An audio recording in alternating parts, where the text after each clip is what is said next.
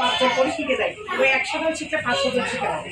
আপনি হয়তো শিখছেন আসলে নামাজ পড়তে শিখে এবং নামাজ পড়তে যেটা হচ্ছে এবার আমরা সাজ্জায় কিন্তু অনেকে আছে একদম দেখতে পাবে না, এরকম করে হাতটা এরকম রাখতে হবে। আর এইভাবে রাখতে হবে মহিলাদের জন্য। কিন্তু এটা ছিল ওই জিনিসগুলো কিন্তু আমরা যদি শিখি, এখান থেকে শিখে আপনিও আপনার আত্মীয় আছে, আপনার ভাই বোনের মধ্যে আছে, বোনেরা এখানে আসতে পারতেন, তাদেরকে বুঝাইলেন।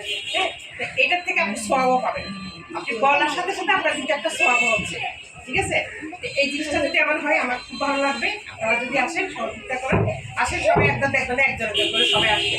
হ্যাঁ, বিকালে একটা আপনার বসে থাকেন, শুক্রবারে বেড়ান, এদিকে এদিকে যাওয়া কোনো কাজ নেই। হ্যাঁ, শুক্রবার আসবেন, হ্যাঁ 3টে সাড়ে 3 আপনারা একটু টাইম দিয়ে সুবিধা নেই, আর যে টাইম করবো ওই টাইমে 2 ঘন্টা আসে যাবেন, তোমার এবার আগে সবাই চলে যাবে।